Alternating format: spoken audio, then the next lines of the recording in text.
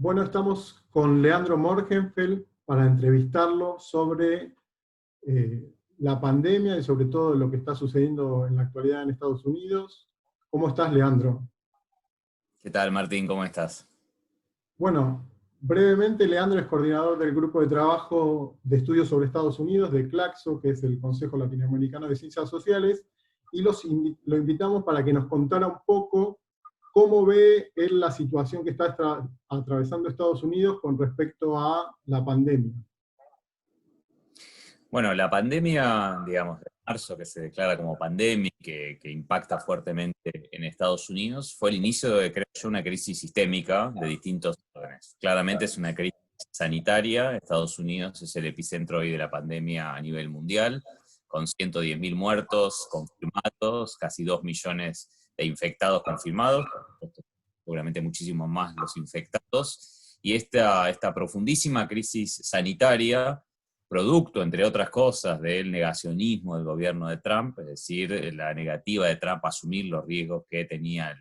la pandemia del coronavirus, a tomar más tempranamente medidas de confinamiento, medidas de freno de la actividad. Esta política que también siguieron Boris Johnson y Bolsonaro acá en Brasil, de poner los negocios por encima de las vidas, hace que esos tres países sean hoy los que más muertos diarios tengan, y por lejos Estados Unidos el país más afectado desde el punto de vista sanitario. Pero esa crisis sanitaria impactó muy fuertemente, como en buena parte del mundo, en una profunda crisis económica, es decir, el desplome de la economía en el primer trimestre llegó casi al 4% en Estados Unidos. Hay una previsión de casi 6 puntos de la caída del PBI de acá a fin de año, según el Fondo Monetario Internacional.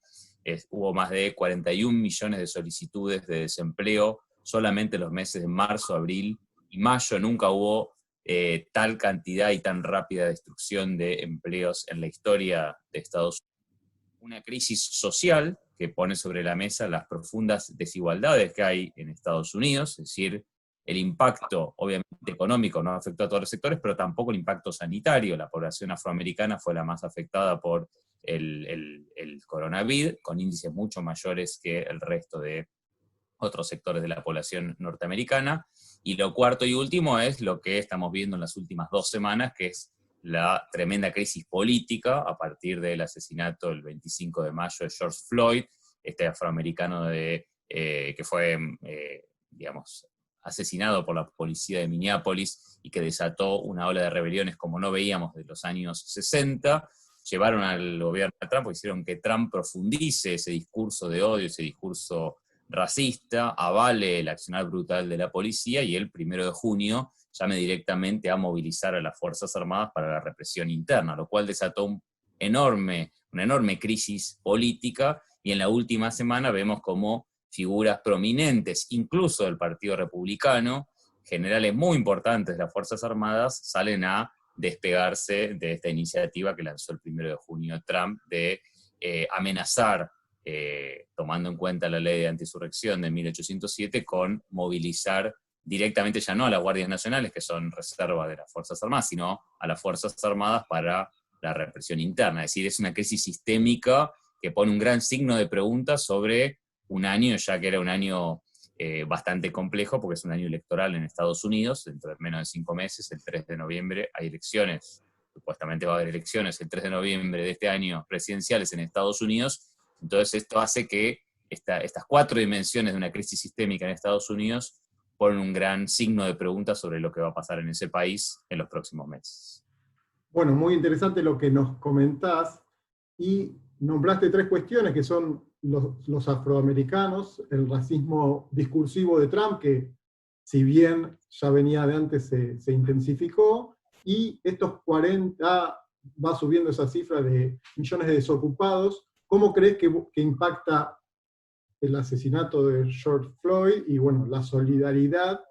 con estas protestas? Porque se habla mucho del racismo, que es algo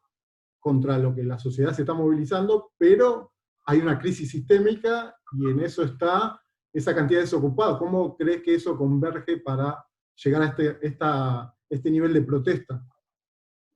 Bueno, primero algo en relación con el racismo, ¿no? Muchas veces se quiere mostrar como un elemento marginal de Estados Unidos o como algo que son pequeños grupos, o en este caso la violencia policial, poner el foco en el policía o en esos 4 policías que produjeron ese asesinato tan brutal, que además al ser filmado y todo conmociona, ¿no? Ver ese video de más de 8 minutos de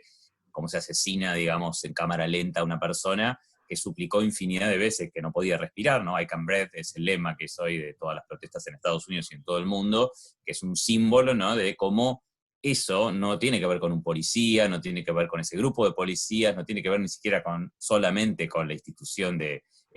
la policía en Estados Unidos, sino que es un racismo estructural en Estados Unidos. El capitalismo y la sociedad contemporánea en Estados Unidos se monta sobre ese racismo estructural. Y esto no termina en el siglo XIX, por supuesto, con la abolición de la esclavitud, no termina con la lucha de los años 60, la lucha por los derechos civiles, sino que sigue hasta el día de hoy. Muchos imaginaron que con la llegada a la Casa Blanca en el año 2008, con la elección de Barack Obama, ¿sí?, el primer presidente afroamericano, el tema estaba ya terminado, o era un tema, un resabio del pasado que muchos querían olvidar en Estados Unidos. Sin embargo, el movimiento Black Lives Matter, las vidas de los negros importan, ¿sí?, surge en el 2015, donde ya lleva más de 6 años Obama en la presidencia de Estados Unidos. El racismo en Estados Unidos y las resistencias contra ese racismo, como las que pudimos ver en Los Ángeles en 1992, como las que se produjeron hace 5 años, ¿sí?, cuando surgió por otro caso de violencia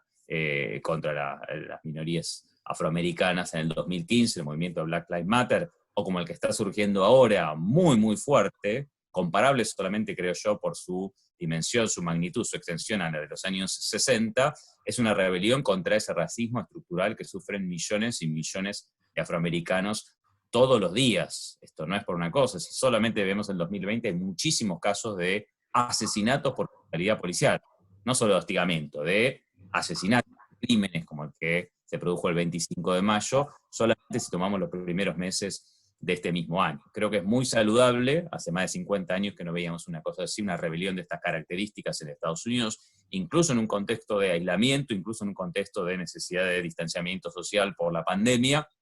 Tuvimos este último fin de semana las movilizaciones más masivas, decenas de miles de personas, más de 600 ciudades de Estados Unidos se expresaron en los últimos 10 o 15 días, esto es una cosa inédita. No solamente participan los afroamericanos, que por supuesto son el núcleo de las movilizaciones, sino que quizás la novedad más saludable es que en las marchas se ven miles y miles de rostros, sobre todo de jóvenes blancos e hispanos, que es la otra minoría, ¿sí?, profundamente impactada desde el punto de vista social por la crisis, porque es la más vulnerable, pero también por la brutalidad policial, es decir, las dos cosas afectan no solamente a los afroamericanos, sino también a los hispanos y a otras minorías, ni hablemos de los musulmanes en Estados Unidos, que también son varios millones y también sufren esta violencia institucionalizada. Creo que el discurso de Trump, desde que ganó las elecciones, dándole aire a los sectores minoritarios de supremacistas blancos, a sectores neonazis, ¿sí?, impulsaron el accionar de esta carta blanca un poco que da de Trump, teniendo el apoyo de la Asociación Nacional del Rifle, de los distintos sectores de supremacistas, de las policías, de los guardias de frontera paramilitares en la frontera con México, les da aire a estos sectores y, bueno, lo que estamos viendo es que por primera vez hay un choque, no por primera vez, digo, ya pasó muchas veces, pero está habiendo un choque abierto entre centenares de miles de ciudadanos norteamericanos que se están movilizando y un presidente que ni siquiera apeló a lo que hacen hipócritamente los presidentes norteamericanos, que es plantear ante estas situaciones un discurso de la unión, un discurso de tratar de superar las antinomias raciales, sino que a partir del 1 de junio Trump radicalizó el discurso, llamó bandidos a los que estaban cometiendo, entre comillas, desmanes en las protestas multitudinarias, y llamó a los gobernadores a meter bala para restablecer la ley y el orden, ¿no? El 1 de junio vimos cómo, en el medio de una represión a la movilización que rodeaba la Casa Blanca, Trump cruzó la calle para ir a una iglesia que había sido objeto de las protestas el día anterior, levantó una Biblia y dijo, tomó aquel lema de Nixon del 68, yo soy el presidente de la ley y el orden. Recordemos que Nixon fue electo en 1968, en el año que se asesinó a su principal rival en el Partido Demócrata, que era Robert Kennedy, el hermano de John Fitzgerald Kennedy, y en el año que se asesinó nada menos que a Martin Luther King. Es decir, a eso está apuntando Trump, a que el miedo que genera un sector de la sociedad, los actos de los saqueos que se producen en todos estos levantamientos, terminaran de abroquelar su base de apoyo que a sangre y fuego y con las armas en la mano quieren restablecer el orden en Estados Unidos. Pero me parece que esta vez el tiro le puede salir por la culata porque un sector amplísimo, amplísimo de la población sigue manifestándose. En los últimos días se están primando las movilizaciones masivas y a su vez pacíficas, y esto está produciendo, o creo yo, está en condiciones de producir un cambio estructural en Estados Unidos y por ende también un cambio político de cara a las próximas elecciones, más allá de que el rival que quedó en el Partido Demócrata, Joe Biden, es un rival que no despierta ningún entusiasmo, es un rival con posiciones muy conservadoras, es un rival que hay que poner un signo de pregunta sobre si todos estos sectores juveniles que se habían entusiasmado con la candidatura de Bernie Sanders van a ir a acompañarlo en las elecciones del 3 de noviembre. ¿No? Recordemos muy rápidamente que el sistema electoral de Estados Unidos es un sistema electoral que tiene muchísimos problemas, es un sistema electoral que le da sobrerepresentación a los estados más minoritarios, las elecciones no son obligatorias, hay muchos mecanismos de supresión del voto, con lo cual siempre vota menos del 60% de la población que podría votar, hay mucha reticencia de los jóvenes a inscribirse, a ir a votar en las elecciones, sobre todo porque no se sienten representados por los dos grandes partidos del establishment, y la gran duda es si el rechazo que está generando Trump, ¿sí? La enorme crisis económica, la responsabilidad que tuvo en la profundidad de la crisis sanitaria, y ahora esta crisis que se da a partir del levantamiento popular contra la violencia policial y el racismo estructural que su gobierno supo apañar, el gobierno de Trump, si todo esto no cambia el panorama que teníamos hasta febrero o marzo, donde se preveía una muy posible elección, que lo más probable era Trump, que cambie el escenario y pueda ganar un candidato del Partido Demócrata. Me parece que eso modificó la situación, y como vos decías, Martín, todo esto se da con el trasfondo de una tremenda crisis económica y de una situación sanitaria que puede tener una segunda instancia de contagio. De hecho, una de las cosas que preocupa es que en todas estas movilizaciones es muy difícil respetar el distanciamiento social y todo, y si esto no va a provocar en Estados Unidos, que está teniendo en promedio unos 1.000 muertos por día hace varias semanas, no puede volver a hacer subir la curva de contagio, más allá de que ellos están ya entrando en el verano, entonces hay una cuestión climática un poco que funciona como atemperamiento, ¿no? Pero es pensarse hacia noviembre, octubre, noviembre, que empieza el frío de nuevo fuerte en un sector importante del territorio norteamericano. En el momento donde se van a dar las elecciones, muchos temen que ahí haya una segunda oleada de la pandemia, y esto puede tener consecuencias catastróficas. Quiero decir que estamos ante una crisis sistémica, a lo que se agrega esta crisis política, y esto genera un escenario de enorme incertidumbre en Estados Unidos. Bueno, sí, hay esta cuestión que decís vos de las movilizaciones, que justamente hace unos meses en algunas charlas hablaban cómo van a ser las protestas ahora con la epidemia, y encima esto se está replicando en otras partes del mundo. Y de lo que me venís diciendo, bueno, estuvimos a centímetros o a horas de que el ejército que está desplegado por todo el mundo se volcara sobre las calles de Estados Unidos, lo que hubiese hecho, pero no podemos saber qué hubiese pasado, pero eso lo relaciono con el plano ideológico, y si vos, te pregunto, si vos considerás que la ideología de Trump, de su administración, se puede caracterizar como neofascista, por supuesto salvando las distancias, pero relacionándolo con Bolsonaro que nombraste, Johnson, también Netanyahu u otros políticos a nivel mundial. ¿Cómo lo lees esto vos? Sí, a ver, me parece que el concepto de fascismo remite a un periodo histórico particular, ¿sí? Una serie de características que me parece que es un problema, o es más problemático, digamos, aplicárselo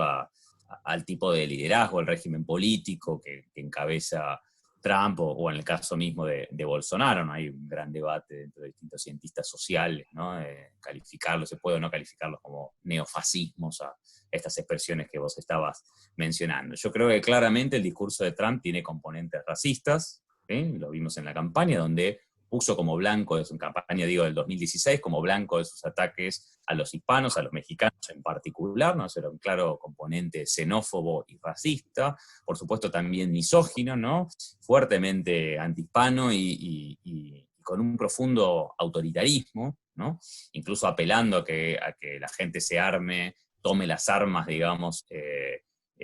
Cuando se dice que la gente tome las armas, esto es particular. Hace pocas semanas se conoció como partidarios de los lo que acá denominaríamos los anticuarentenas, y entraron armados al parlamento estadual y no pasó nada, incluso fueron felicitados por distintos seguidores de Trump, pero si un negro toma un arma, ni siquiera si toma un arma, ¿no? Si es sospechoso, directamente se le dispara, ¿no? Esta idea de que cualquiera puede portar armas, o la famosa enmienda constitucional de la libre tenencia de armas, por supuesto también ahí hay un componente enormemente racista, ¿no? Son los blancos los que pueden tener armas, no son cualquiera de los que pueden tener armas en Estados Unidos. Creo que tiene todos esos componentes. Creo que sí, el gobierno, como decía antes, el gobierno de Trump le dio aire a distintos sectores supremacistas que lo apoyan y que incluso salieron a marchar masivamente antes de que él asumiera y después de que ganara las elecciones. Se lo critica mucho a Trump porque nunca termina de separarse, de condenar explícitamente a estos distintos grupos supremacistas, que son los que, por ejemplo, se oponen a que distintas organizaciones democráticas quieran quitar las esculturas de los confederados, es decir, los esclavistas del siglo XIX, y Trump todo el tiempo les da armas, les da, digamos, les da espacio, ¿no? Y cuando la cosa se le pone muy peleaguda, bueno, hace algún tipo de condena un poco tibia, ¿no? Pero me parece que sí hay componentes, ¿sí?, de autoritarismo, componentes que uno podría catalogar en forma un poco laxa como neofascismos, pero no, me parece que no pueden asimilarse conceptualmente a las experiencias que tuvimos en la primera mitad del siglo XX. Y creo que lo mismo vale para el caso del impresentable Jair Bolsonaro en Brasil, ¿no? Que está teniendo también una deriva absolutamente autoritaria, que está avalando la creación de grupos paramilitares, que está directamente cercando y atacando a el Tribunal Superior Federal en Estados Unidos, al Congreso de Estados Unidos. Es decir, una situación de Brasil que tiene desde el punto de vista sanitario una situación intolerable, ¿no? Más de 5.000 muertos oficiales, aunque el otro día escuchaba un reconocido periodista de la Argentina que vive en Brasil, explica varias proyecciones donde dicen que la cantidad de muertos en Estados Unidos, en Brasil, perdón, son entre 8 y 13 veces más que el número reconocido. Brasil es de los países que tienen segundo país en el mundo después de Estados Unidos con mayor contagio, y sin embargo de los que menos cantidad de test hacen, por lo cual la cantidad de muertos es muchísimo más alta en Brasil, no solo de infectados, con lo cual hay una situación ahí en Brasil que es bastante insostenible, y quizás la novedad de las últimas horas es que el día viernes Donald Trump salió a criticar públicamente a Bolsonaro, es decir, Brasil es el ejemplo de lo que no hay que hacer para combatir el coronavirus, es decir, pensando que el principal sostén internacional, casi único diría, de Jair Bolsonaro es el gobierno de Donald Trump y el gobierno de Israel de Netanyahu, es decir, es su sostén. Que le haya soltado la mano es un indicador a mirar con atención, y en las últimas horas Olavo de Carvalho, ¿no?, que es este ultraderechista ideólogo del gobierno de Bolsonaro, que vive en Virginia, en Estados Unidos, también salió a criticarlo fuertemente al gobierno de Bolsonaro, con lo cual quizás estamos viviendo la hora más crítica y la hora quizás del final de ese gobierno autoritario absolutamente despreciable que tenemos en Brasil, ¿no? Producto, entre otras cosas, además de haber primero avalado un golpe de Estado en 2016 contra Dilma Rousseff, y después de haber proscripto a Lula, que era el principal candidato en las elecciones del año pasado. Bueno, parece que esta ola derechista está viéndose, bueno, complicada por lo menos. En cuanto a lo que me decías de Israel, y viniste hilando una cuestión de racismo que lo ves fuertemente, sobre todo en Estados Unidos, y salvando las distancias, se hicieron comparaciones en estos días de el trato de la policía estadounidense hacia los afroamericanos, y en comparación con cómo en Israel se trata a los ciudadanos palestinos, y bueno, cómo se oprime sobre Palestina. Últimamente, en estos días, se hablaba del acuerdo del siglo, entre comillas, también de una anexión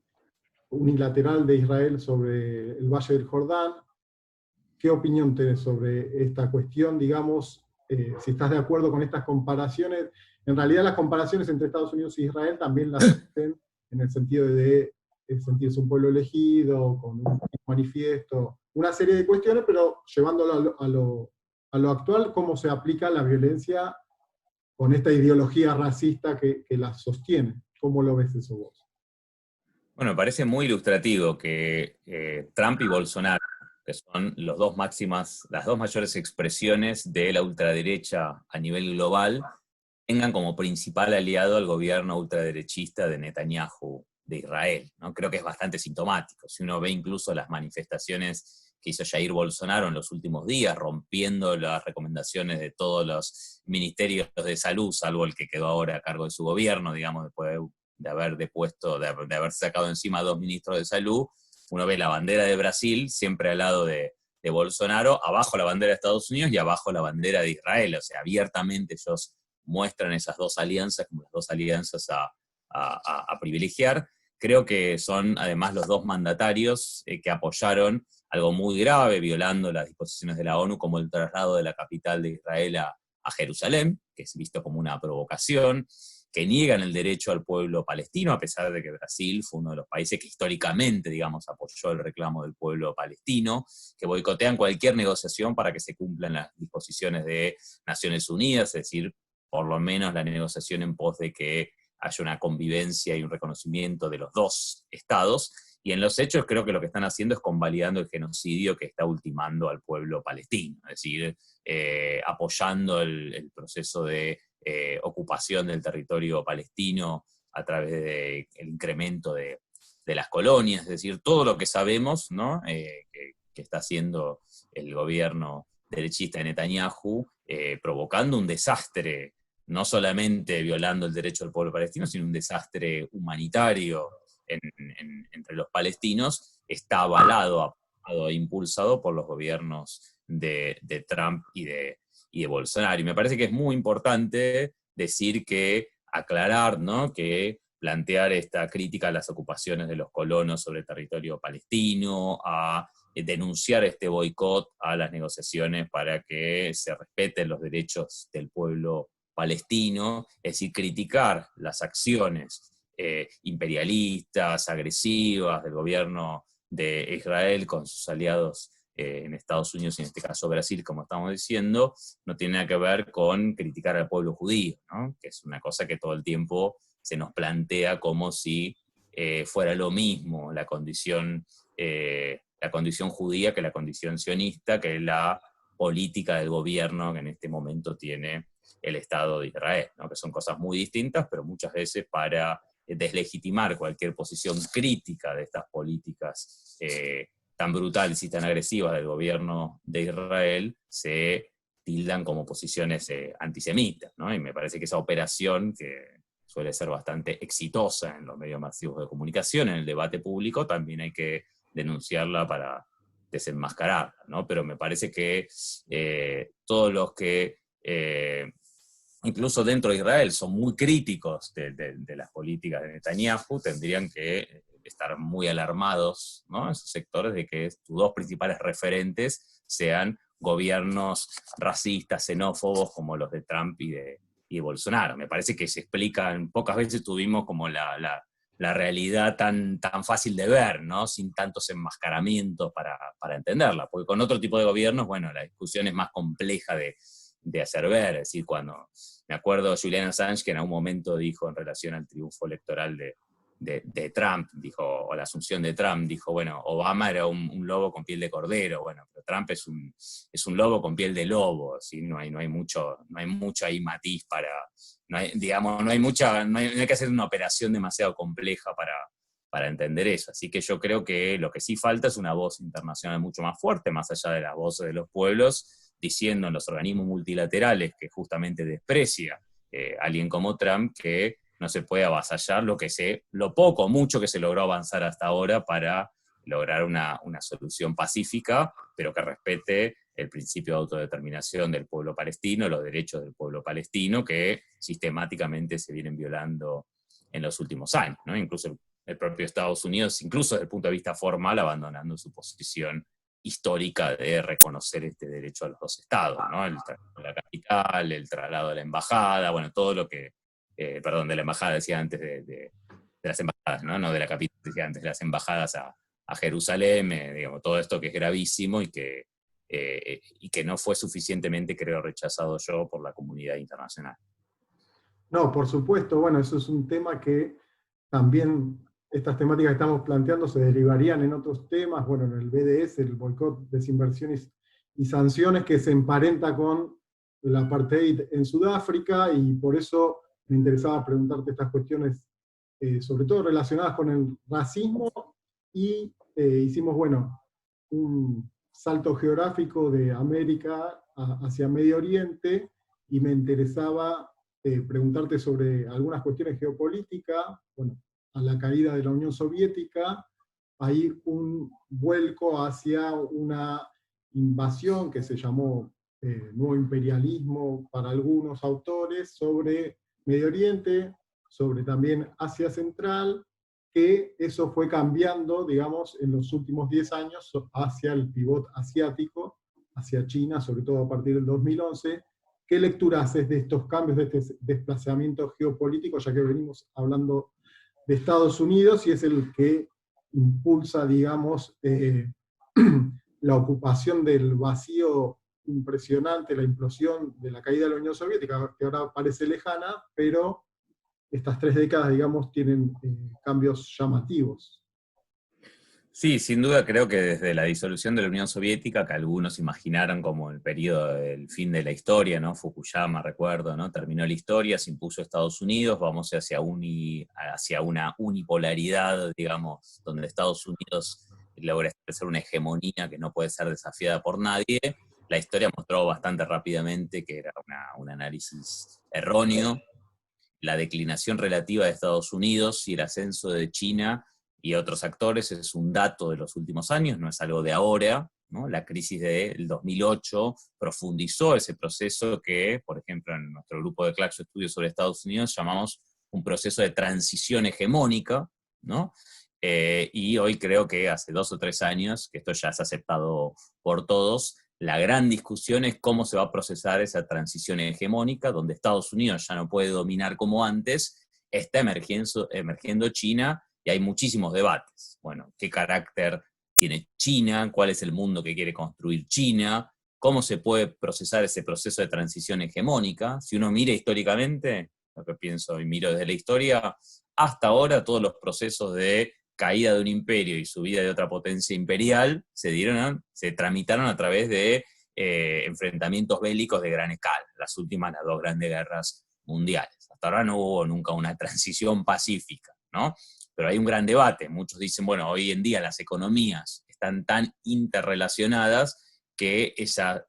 resolución bélica como la que tuvimos en las últimas 2 guerras mundiales del siglo XX no se va a dar, no se va a procesar a través de un enfrentamiento bélico. Hoy vemos que la crisis abiertamente, incluso ya se discute día a día y semana a semana en todos los grandes medios de comunicación, tiene muchas dimensiones. Tiene una dimensión comercial. En marzo del 2018, ¿sí? Hubo ya una declaración de guerra comercial, entre comillas, entre Estados Unidos y China. Tiene una dimensión monetaria, ¿no? Hasta dónde el dólar va a ser la moneda de reserva y las transacciones internacionales. Está perdiendo peso específico, están subiendo el yuan y otras monedas. Financiera, hay que ver qué pasa con los organismos financieros, donde China fue readmitida, tiene cada vez un rol más importante, y Trump, en cambio, bajándoles el precio a las instituciones financieras internacionales. Diplomática, por supuesto, cultural, política, ideológica, tecnológica, ¿no? Estamos en pleno momento, hasta que estalló la pandemia, la discusión por la tecnología del 5G, donde ya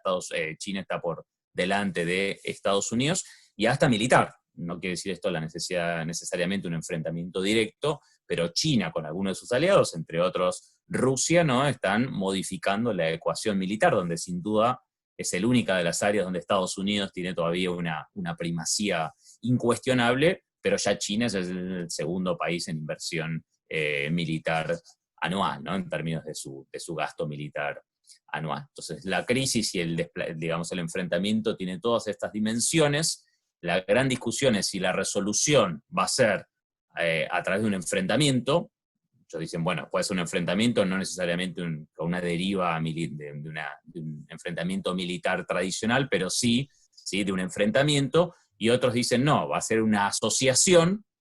no exenta de conflicto, es decir, una especie de dialéctica de cooperación y confrontación, pero no va a ser Estados Unidos y China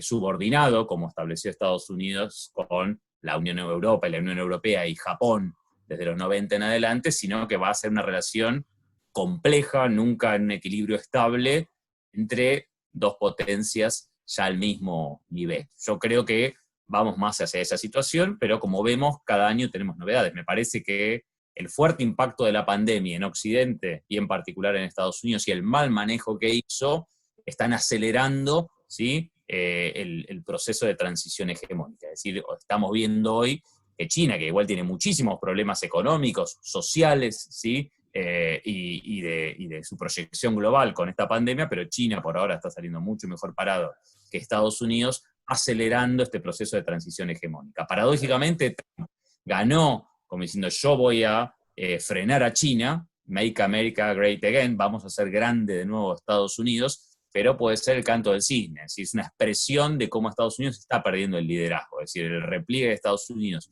se retira de los organismos multilaterales, hace menos de 2 semanas se retiró de la Organización Mundial de la Salud, acusándola de pro-China, pero de infinidad de organismos se retiró en los últimos 3 años y medio Estados Unidos, está dejando un vacío que lo está ocupando China. Bueno, ese vínculo Estados Unidos-China, con sus distintas dimensiones, hasta acusarse, pensemos en la pandemia, no son analistas conspiranoicos los que están diciendo esto es una guerra biológica, esto se lo hizo China, lo está diciendo el presidente de Estados Unidos, está diciendo esto nos lo hizo China a nosotros, ¿sí? Se contesta en el mismo tenor, es decir, hay todas las dimensiones de la crisis, incluso otras, como podría ser el enfrentamiento a través de, digamos, de mecanismos de enfrentamiento bacteriológico, es algo que está todo el día en discusión y es algo que va a haber que observar mucho en los próximos meses y en los próximos años, ¿no? Incluso para volver a la campaña electoral de Estados Unidos, ¿no? Es interesante porque paradójicamente, desde que asumió Trump hasta ahora, crece el rechazo en Estados Unidos hacia China, y ambos contendientes, tanto Joe Biden como Donald Trump, se acusan al otro de ser el candidato funcional a la expansión de China. Por supuesto, Trump dice, yo voy a hacer de nuevo a Estados Unidos que vuelvan las empresas, lo que viene diciendo del 2015, pero Joe Biden le dice al revés, los chinos están prendiendo vela para que ganes vos, porque si vos seguís gobernando, ellos se garantizan que van a poder, digamos, atraer a muchísimos países y gobiernos hacia la órbita de China, y Estados Unidos se está quedando cada vez más solo, ¿no? Es interesante porque en el debate público, el lugar que antes le ocupaba Rusia, la Unión Soviética primero y Rusia, como el enemigo perfecto de Estados Unidos, hoy lo está ocupando China. Así que me parece que estamos, para sintetizar, creo que el 2020 va a marcar un mojón y está acelerando el proceso de transición hegemónica de Occidente a Oriente y de Estados Unidos hacia China. Sí, cierra bastante tu respuesta en cuanto a lo que te quería preguntar, y te pregunto si vos estás de acuerdo con utilizar, bueno, la terminología en historia a veces hay que salvar las distancias haciendo las comparaciones, si se puede hablar de una nueva guerra fría, que decís que ya hay una enemistad o ya se está proponiendo como el nuevo enemigo China ya hace un tiempo. Entonces te pregunto si considerás que hay una guerra fría y si podés adelantar algo de cómo sería la cuestión. Dijiste que no se sabe cómo va a ser, cómo va a resolverse esta disputa hegemónica entre el imperio en ascenso y el imperio más consolidado, si bien Estados Unidos es el que mantiene la supremacía militar, que no es poca cosa, y qué rol jugarían las alianzas que tienen con los otros países, porque vos hablaste de Estados Unidos y la Unión Europea, que es la alianza más consolidada en ese sentido, y por el otro lado está China y sus acercamientos con Rusia, con Irán, con los que se llamarían subimperios de Medio Oriente, Turquía, Arabia Saudita, con Irán incluso, con los que tiene relación, digamos, con todos una relación igual, a diferencia de Estados Unidos, y incluso con la India, porque estamos hablando de que Asia es la región más poblada del mundo. Entonces, Eurasia vuelve a tener un rol interesante, importante para definir la geopolítica. De lo que se ve hasta ahora, no vaticinando si hay un enfrentamiento o no, ¿cómo haces esa lectura? O sea, yendo más allá de decir, bueno, China está en una región donde tiene la Organización de Cooperación de Shanghái y otras relaciones con esos países. Incluso si vamos solo a la relación con Rusia, siempre se discute que si Estados Unidos trata de aliarse con China en contra de la Unión Soviética en su momento, ahora esos esos tres principales sería un orden trilateral, no sé cómo lo lees vos. Sí, de nuevo esto, si por Guerra Fría lo tomamos en un sentido laxo, es decir, bueno, hay un enfrentamiento en todos los órdenes que decíamos antes, económico, político, ideológico, cultural, tecnológico, entre Estados Unidos y China, pero no van a un enfrentamiento militar directo, bueno, puede hablarse de Guerra Fría. Sin duda, cuando pensamos de Guerra Fría, de nuevo, históricamente hay que pensar a un enfrentamiento muy particular, que fue el de Estados Unidos y la Unión Soviética, si queremos, de 1947 hasta 1991, por ser estrictos, ¿no? Pero bueno, se usa el concepto teniendo en cuenta que en realidad muchos dicen, como decía yo antes, que el enfrentamiento no va a ser como un enfrentamiento interimperialista clásico que devenga en una guerra mundial, no va a ocurrir eso, pero sí va a haber una guerra fría, entre comillas. En ese sentido se puede utilizar, no confundiendo, como muchas veces aparece, que, bueno, hay un enfrentamiento entre dos sistemas económicos sociales, más allá de que cómo caractericemos a la Unión Soviética de los años 40 en adelante, no nos vamos a meter en esa discusión, pero nadie duda hoy, que fue un gran debate durante muchísimos años, que en China hay un capitalismo. Después, cómo caracterizamos al capitalismo de China, un capitalismo de Estado, como presencia del Estado, ¿sí? Sin duda sigue gobernando el Partido Comunista, pero ya nadie discute que lo que hay en China no tiene nada que ver con ni el socialismo, ni con el comunismo, ¿no? Eso para ponerlo primero blanco sobre negro, porque eso es una diferencia enorme entre lo que ocurrió durante todo el periodo de la Guerra Fría. Y ahí vos metés a todos los otros actores, que es fundamental, ¿no? Porque nunca hay que pensar esto, China, Estados Unidos, como si hubiera dos actores, hay muchísimos otros que vos recién los mencionabas. Henry Kissinger, el eterno Henry Kissinger, que se reunió con Trump varias veces durante esta primera presidencia,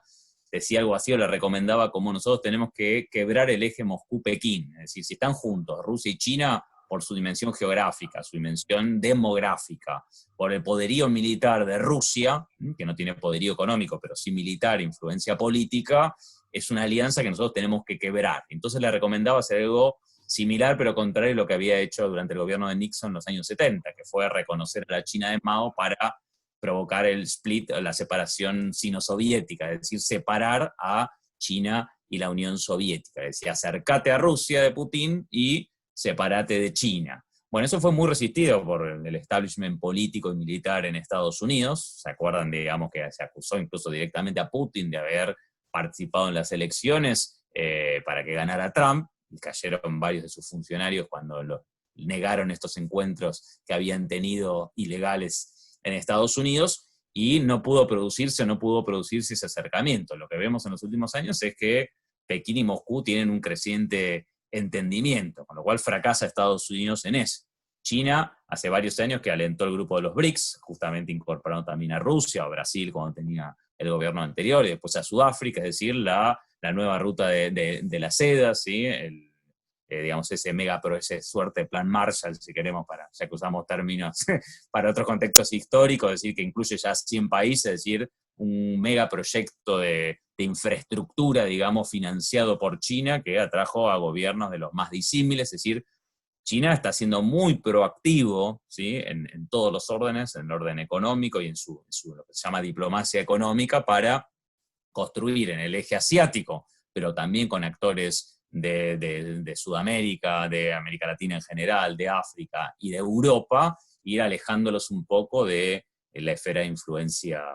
norteamericana. Así que hay que mirar todo ese juego al mismo tiempo, no solamente las principales potencias, sino distintas potencias intermedias. Ustedes analizan muy bien el tema de Medio Oriente, que es muchísimo más complejo. Estados Unidos reforzó su alianza, decíamos antes, con Israel, pero también con Arabia Saudita. Bueno, en cambio, Irán y otros actores tienen cada vez más vínculos con China, Turquía, con Rusia, es decir, se está reconfigurando también el mapa de Medio Oriente en algún sentido, que tiene que ver con estas disputas geopolíticas y con un mundo que ya no se puede mirar como el mundo de la inmediata Guerra Fría, ¿no? Ese es, entre otros, uno de los grandes errores que tuvo el gobierno de Macri, de imaginar que el mundo seguía siendo Estados Unidos con Europa y Japón como sus aliados subordinados, y el mundo cambió. Incluso hoy en Europa, que tiene una relación también de competencia con China, cada vez más económicamente depende de China que de Estados Unidos. Una Europa que, por otro lado, está en un proceso de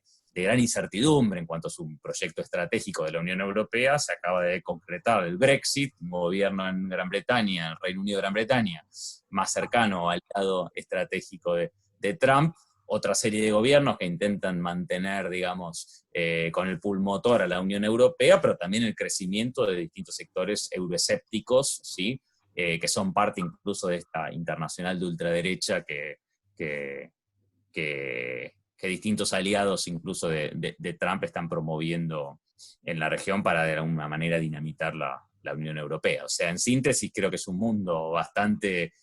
en recomposición. La pandemia además está provocando una crisis con indicadores ya mucho más acentuados que la crisis del 2008, que la crisis de los años 70, en la cual ya muchos autores están comparándola con la depresión económica que se está iniciando este año, con la crisis de los años 30, aunque por supuesto siempre los optimistas dicen que esto va a ser una rápida V y que va a haber un rápido rebote, ¿no? Pero tenemos una crisis donde no es un problema solamente de demanda, como ocurrió en los años 30, sino también de oferta, es decir, todo al mismo tiempo, porque el confinamiento de distintas maneras de 4.000 millones de personas, de la mitad de la población mundial, en tan pocas semanas generó una ruptura de las cadenas globales de producción que afecta a todos los países. Entonces la caída de la actividad, la parálisis que vamos a tener este año, provocan, además de los procesos geopolíticos que se estaban dando, una incertidumbre económica, social y política global que creo que tiene pocos antecedentes históricos. Es muy difícil hacer cualquier previsión hoy, siempre es difícil, pero es muy difícil, mucho más difícil hoy, porque